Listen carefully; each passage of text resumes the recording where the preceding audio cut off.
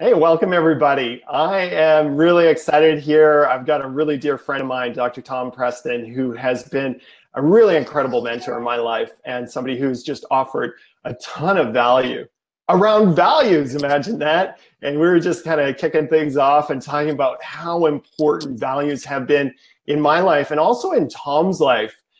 Tom, where are you live streaming from tonight?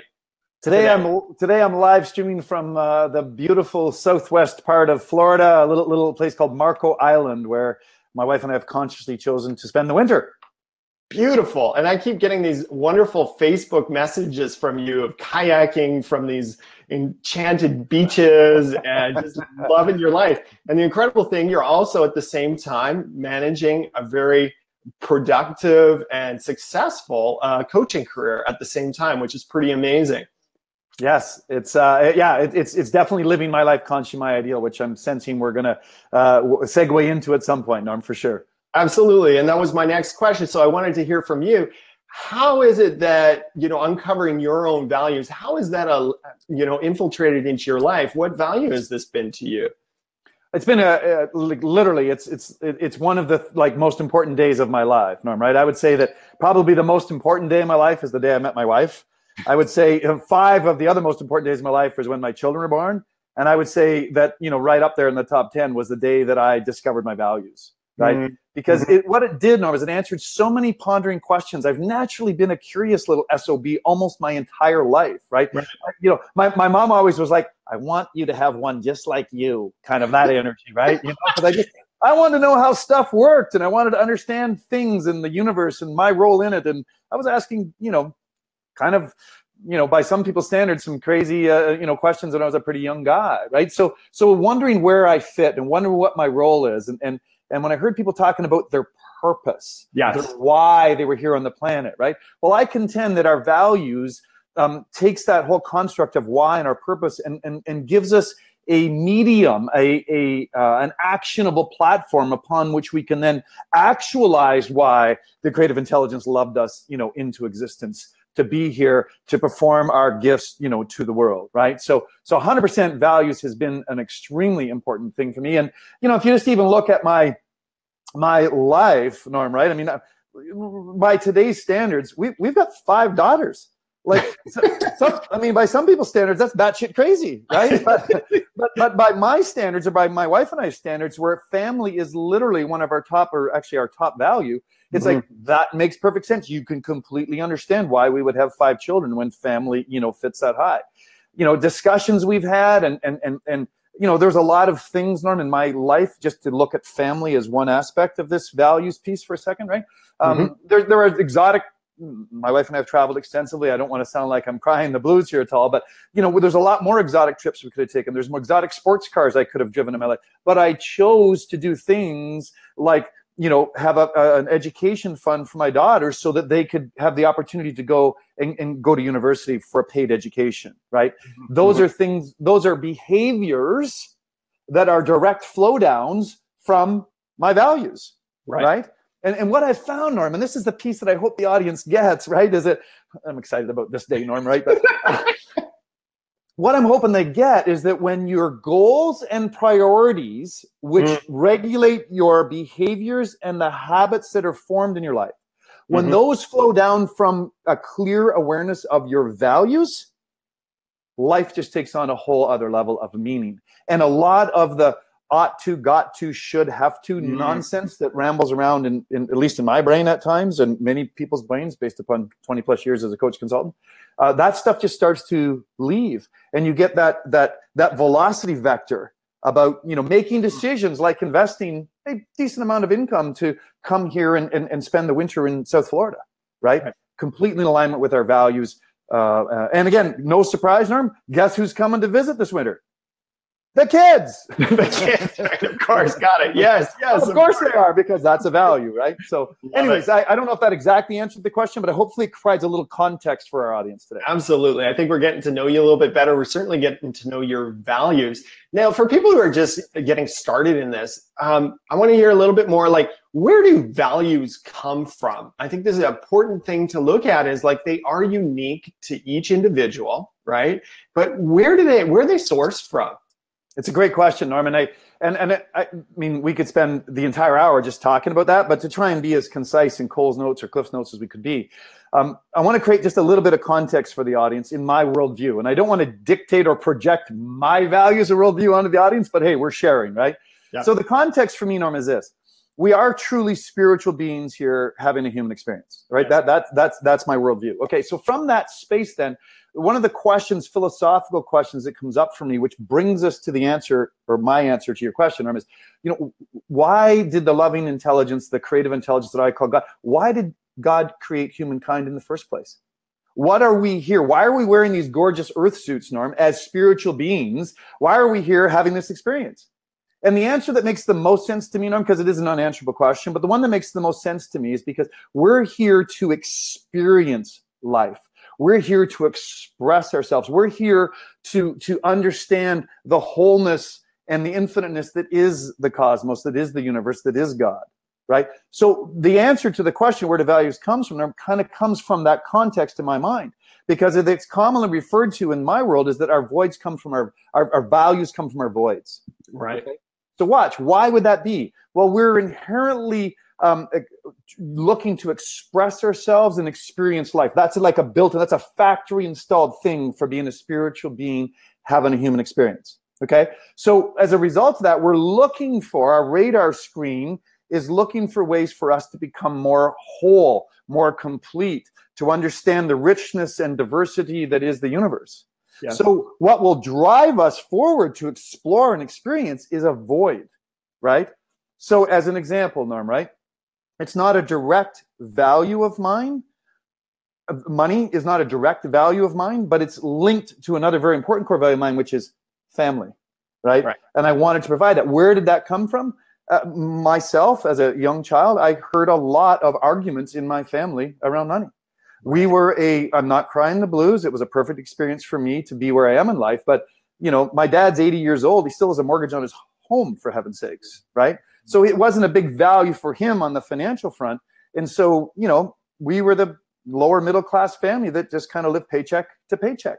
And the stress and anxiety that I felt as a child around that, I can literally remember, Norm, having an internal dialogue discussion with myself as a very young person saying, that's not going to be my life. Mm-hmm. Right. Mm-hmm. So knowing that my parents couldn't necessarily provide that for me, I've been an entrepreneur since I was 6 years old, for God's sake.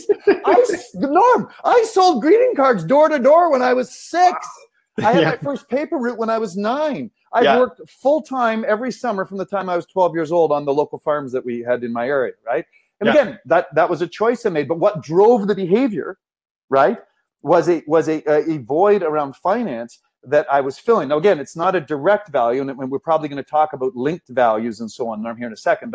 But again, relative to using that as one example, so we'll commonly see people who had a void in their life of maybe had what some people would call a challenging or dysfunctional childhood. They value family, and they put a ton of time and energy into developing whatever version of family makes sense to them. So again, from the context of we're here to experience and express ourselves fully, our voids create our values and drives our behavior forward. Right on. So our voids simply are whatever we feel we're missing, lacking, what we want more of, what we wish other people would offer to us, what we wish there is more in the world. If we could give anything to others, what that would be. I'm fascinated in life when I'm chatting with clients and we're looking at, like their parents. And so often people will get hung up on their parents. And when we begin to look at it, we see that, their parents were absolutely perfect for them in that they taught them a great lesson. And often it's in contrast that we learn more of what we might not want or what we do want more of.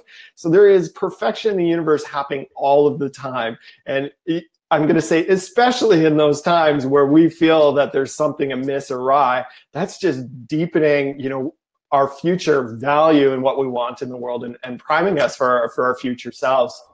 I couldn't agree more, Norm, right? And I think there's a tendency for people that are early on in this discovery, because, you use that as a reference for this part of the discussion, but it's like people often, they want to almost blame somebody that they have a void in their life, or rather than appreciating that that as a spiritual being, they were part of the co-creation of that experience for their value of their spiritual journey, for them to grow and evolve and experience and express themselves. And rather than throwing their parents under the bus, they should, in my opinion, they should be embracing them and celebrating it.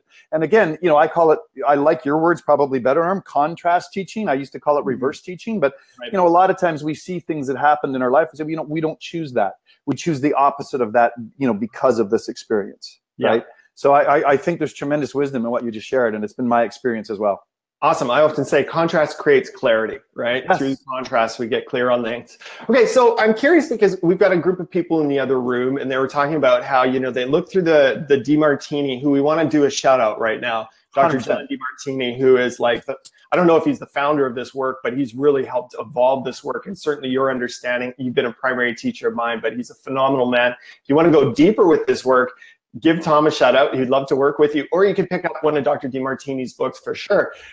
And the first time I worked through Dr. DeMartini's questionnaires, I remember it very well. I filled out all the questions, and then you asked me to put them in a hierarchy, what I felt was the top value, second, third, fourth. And I remember very well putting at the top what I thought should be, which was like spiritual growth, enlightenment, you know, personal growth, that sort of thing. And you looked through it and you responded back, number one, family. And I was like, what? That's so boring. I don't want family to be my value, right? And you know, this goes in complements with what we were hearing in the other room, that, you know, a lot of people are kind of having a hard time to uncover their values. And I'm curious, in your perspective, why is it that, you know, we can go through life and not really get clear in this unless we like apply ourselves? Is that quite common? And what's your thoughts behind that? Yeah, it is very common in my 20 plus years experience as a professional coach consultant, Norm, right? And it's wise if you have somebody that you've given the opportunity to know very well, to kind of, you know, be there and be your accountability partner as you work through these values. So that's an offering I would make for sure. But again, someone who knows you very well, like a truly BFF. And I would define that as someone who's willing to support you and challenge you. Someone who's not just going to blow smoke up your rear end and, you know, and tell you, right? So I would say, relative to my perspective on answering that part of that question, well, like, why is it this way? Why? I think that, you know, we are constantly seeking the right people, places, ideas, and events in our lives for us to grow as spiritual beings, right? In terms of experiencing and expressing ourselves. So what that means to me, Norm, and you know, and I'll give a shout out here to, you know, to the Abraham teachings, right?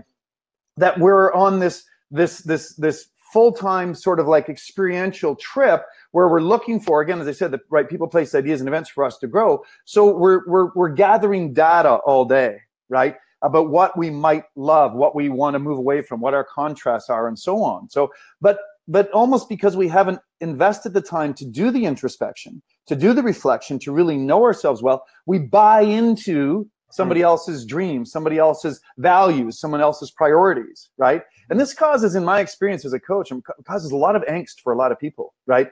Because they subordinate their values to someone else's values, and then they start to resent it or resent the person. And I mean, this shows up in personal, intimate relationships a lot. It shows up in parenting relationships. It shows up in work relationships. I mean, it shows up in a lot of places. But I think the error in judgment, because I don't really see it as a mistake, Norm, but it's just people just not investing the time to reflect, to go inside, to really say, is that something that truly is something from within that inspires me? Or is it like an ought to, got to, should, have to kind of a thing from somebody else? Because you know what? Norm, using you as an example, I remember this conversation that you just referenced, right? It's like, you are a growth-seeking being. You are a spiritual person. But I think it was, using that context, you felt like that was more like what you should have down as your number one value, rather than what was truly, you know, in that place. Yeah. There's another distinction here, Norm, which I think we'll get to, about what I call treasured values versus operating values. And you know, I don't know if now is the right time, or we'll put that off for a few minutes. Sure. You know what? I want to touch on a couple of things first, and then we can go a little bit deeper. Sure. For sure. That's great. Okay. And so we touched on family values. And you know what?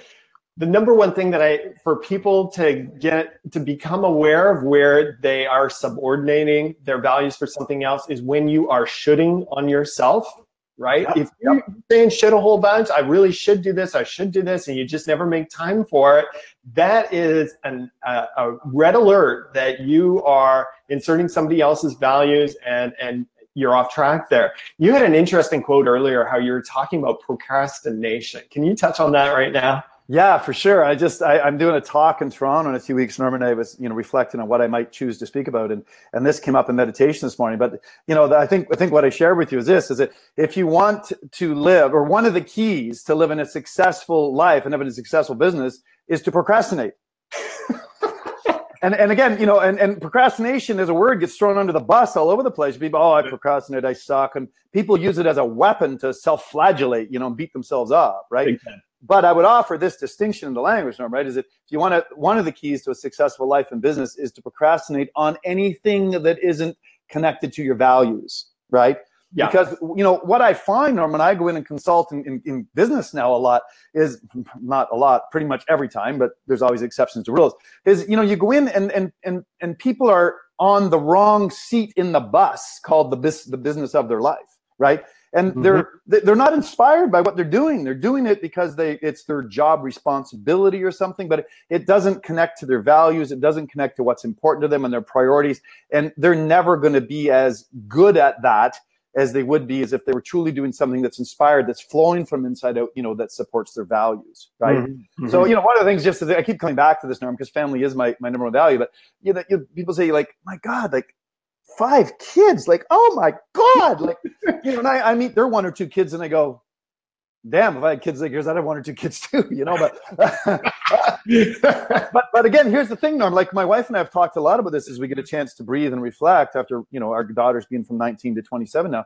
It's like, it was as natural for us to parent and to get up early in the morning and to do the late night things and do all of the stuff that we did. It was as natural for us to do that as it was to, to breathe, right? Because it was a natural expression of our values. And so, to the degree that people can connect to their values and express themselves from that place is where the joy, the fulfillment, but also, Norm, the prosperity comes from, and the abundance, because there's more flow to that. There's less energy to that. And it just becomes, I'll quote a study, Norm, and I'm paraphrasing this a bit. University of Chicago, many years ago, I was first exposed to this, I think, in the early 80s. So it might have been even a study from the 70s.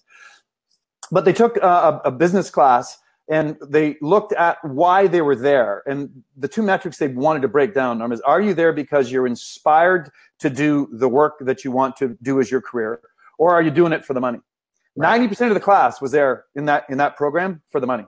10% was there because they felt it was their muse. It was their, using our language, Norm, an expression of their values to do this work, right? They followed the Norm for 20 years. 20 years, okay? The results spoke for themselves. At the end of 20 years, and we're just looking at this, in this case, there was many metrics they used, but this one was prosperity. They looked at it financially. The 10% financially was outperforming the entire combined other 90% of the class after 20 years. Wow. So again, this is not just airy, foo-foo, cool, spiritual, rhetoric, Norm. This has practical life and business applications in my experience. Yeah, for sure. And what I see is when we align with our values, we have more ease. There's more synchronicity. There's more real, like, kind of effortless growth that we're just, in this flow of life, and the universe is really lining up with us. Hey, I just wanted to stop and say there's people tuning in from all over the world. Thank you so much for joining our broadcast tonight. We're giving a shout out to Shelly, Lynn, and Sandra. And you guys are more than welcome to make questions today. If you have something you want to ask Tom, you go ahead and do that. And Tom, I wanted to touch on one thing for me personally right now. And that was, I began doing values work with you about 4 or 5 years ago, and it was a big eye opener. And then I took a pause in working with you and was working with some other people. We always stayed in touch. We were buddies, of course. You're, a wonderful role model and mentor in my life. But then I invested in Full Circle coaching just a few months ago, and it was back to the drawing board. It's time to look at values again. And this is something you recommend for people to do every, I think, quarter you suggest, but regularly anyways, is to look at your values again. And what I realized in looking through my values this time was how different things were for me. And so what I saw was that a couple of things. So family was one of my top values. service was really high up for me as well. And if you know me, you know, I love serving people. It's like one of my passions in life for sure. And what happened for me was that for a number of years as a chiropractor, I was the selfless servant, meaning that I give to everybody else before I give to myself. And that ended up leaving me in a really tight place, energetically, health-wise, and financially. I went through some financial hardships as a result of that. And then through the process, as I reinvested in the work, finances shot up the list a whole bunch. And it was just fascinating for me and how much things can evolve over time. It certainly has for me. Is that something that you see for people, that their values kind of change around in a number of years, or how does that unfold? Yes, I have seen that quite commonly in my own life and in many clients' lives, Norm, right? And it's, and you know, again, it's part of a worldview or a context to this discussion, right? If we truly are spiritual beings, which, you know, part of that for me is imaging this energetic version of us, not just this physical flesh and blood, right?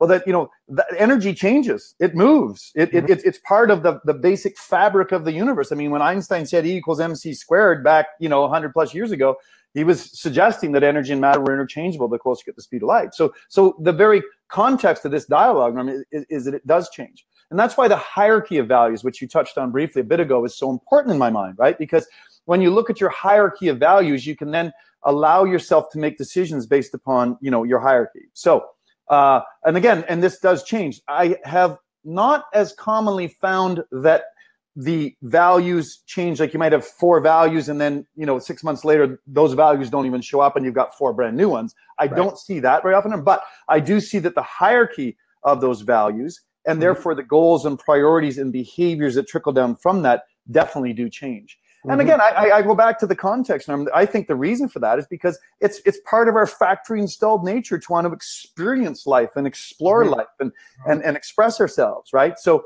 as we go through this, you know, there are different voids that may get filled up to a certain degree, and it's no longer a void. We may want to expand it, right? Because again, using me as an example, I didn't have a horrible childhood. I had a great childhood. I knew I was loved. I knew I was cared for. There was things that maybe I would have loved more, like having more financial abundance so we could travel a little bit. I mean, I didn't go on an airplane until I graduated from university, for God's sakes, right? But again, not crying the blues. It was just part of, you know, what was real for me during that time, right? So again, my void, if you will, Norm, around family and such a high value didn't come from a negative experience, wasn't from a contrast teaching. It was from a building on top of what was already there and to, you know, go on top of that. But what I take back to the hierarchy, Norm, in my opinion, when you look at my behaviors, like for example, even today, Norm, right, with all of the business calls and things that I have scheduled for today, I get a phone call from one of my daughters in the next 20 minutes, much as I love and appreciate what we're doing, brother. I'm gone. I mean, I'm gone because that's a hierarchy of my values. So let's go back and touch on that procrastination piece a bit, Norm, okay? Because again, people will procrastinate on things that they don't value. And so if you don't value family and children and so on like that, you know, some small kid that needs a diaper changed, you're going to find other things to do in order to, you know, to do that. One of the ones that I see a lot with my professional female entrepreneurs, Norm, right, is that stereotypically, and there's always exceptions, but, you know, the feminine really values connection and harmonized relationships. And so social media fits a great void for them because they can, you know, scroll Facebook or Instagram for half an hour and get, you know, filled and connected to that. But in the meantime, they may not have done their share of the family finances or the budget, right? And so they're procrastinating on doing that. Why? Because they don't value it as much as this other thing. It doesn't make them bad people or wrong. It just makes, you know, it's just an expression of their values. Having said that, Norm, right, I do think what we could be more aware of as a tribe of humans is that there are ways to link investing, say, a bit of time in your week or month to do, using my goofy example, the budget or some financial piece, right? Even if it's not strong on your values. And there, literally, Norm, we're talking about linking, building a neural network, a neural map in your head, axon dendrite neuron, right? To allow people to see the value of investing maybe a short period of time, but doing that so that they can buy the kids the new shoes they want, and they can afford to fix the brakes on the car to get them to school, and they can't, you know, and so there is a linking piece there. I'll go back to money on this, Norm, right? One of my mentor, John DeMartini, on this, he said, Tom, if money is not one of your top core values, 4 core values, you'll never be rich. And I went, well, that sucks, because I saw myself as having financial wealth and abundance, and everything's relative, of course, but relative to, say, my parents, I certainly did. But when I confronted him on that, Norm, he just simply said, he said, well, Tom, you've just linked it to one of your other values. Which one did you link? And It was pretty transparent, Norm, that I'd linked it definitely to family. I definitely linked it to health, food choices we make and some of that stuff. So I know that kind of embellished the question you asked, Norm, but I wanted to build context for the audience. Yeah, absolutely. This has been a really important piece for me around linking, because one of the things that is not high on my list is health, which is surprising because I'm a health provider, right? But service, growth, spiritual practice certainly is more so. Family is way higher. And so for me, health is something, some people get out of bed in the morning and they're like, it's run day. I get to go for a run, right? Or I'm going to get to do this. I'm like, not that guy. And for the longest time, it was like, I should, and had a ton of shame around it. And the way I'm seeing through this is exactly what you're speaking of, is linking this. So for instance, just giving an example to people. So for me, linking my health behaviors with service. Hey, Norm, when you're taking better care of yourself, how much better are you at serving your clients, right? Hey, Norm, when you're not taking care of yourself and not getting to work out and go climb Mount Benson and all that, how does that negatively affect you in taking care of your clients, right? And like Tom says, building a neural network might include like grabbing paper and pen and writing like the 100 different ways that this both positively and negatively, if you're not doing it, how that can affect your top values. Yeah, for sure, Norm, right? Yeah, and that linking piece is an important piece, and it's actually a starting place for all of our new coaching clients at Full Circle Coaching Consulting is to have them do that linking piece, so that we don't have to push the mountain, the boulder up the hill all the time, relative to helping them fulfill on the goals and priorities that that they state, right? So that linking, and literally, Norm, I'm working on, and it's not rocket science, but I'm working on a mind map software platform, Norm, right now. I'm on my 7th iteration of it, so that, because it's got to be like really user friendly or people get freaked out by it. But literally, where people can go in, what I used to do by paper and build that neural network by paper and link on paper, to be able to do that on software now is a short upgrade, and something that we're definitely working on in our company. Real good. Excellent. So any questions out there? Now's your chance. If there's people in the Lifehouse community who want to come around and ask a question, you're more than welcome. And I wanted to go back to one thing you touched on earlier, and that was the treasured values and what was the other one? Operational values. Okay. Yeah. So here's one that we see a lot, Norm, right? And whether it's law of attraction at work, but it's because family has been and continues to be my #1 core value. I tend to attract a lot of clients in my coaching practice that have family as a high or their #1 value, right? So again, that is, it is what it is, right? But I also have people, Norm, when I go back and do the analysis that you spoke of that I did for you many years ago, that when I go back through it, I go, you know what? I think they think think that they should have family's #1 core value, but it's not. And so here's the distinction I'll make, Norm, okay? Family is still my #1 core value, but if you looked at my behavior, if you looked at what I did every day, you'd go, wait a second, that ain't quite mapping out there, Dr. Tom, because you're not investing the time and energy. And, as you go through, and you referenced our good mentor and friend, Dr. John DeMartini, and his questionnaire, I mean, it looks at, some of the questions are, energy and time and so on, as you look at asking yourself the questions to get your values. So again, if you look at my behavior, I'm not doing that. But one of the reasons, Norm, is because my children are older. It takes a whole lot less energy to parent a 25-year-old than it does a 2-year-old. Mm-hmm. So if you look behaviorally, Norm, right, many years ago, there was an enormous amount of energy and time we were putting into that. So it was an operational value, right? So again, they're all values, but I would categorize them as a little bit of a subcontext categorization of treasured and operational. Because even though I'm not spending a lot of time and energy and money right now, Norm, on the family side of it, it's not in operation. I'm not working to fill the void as much, right? It's still treasured to me, because again, using my analogy just a little bit ago, Norm, right? And one of my daughters calls me, and she needs me right now. I'm gone, right? Mm-hmm.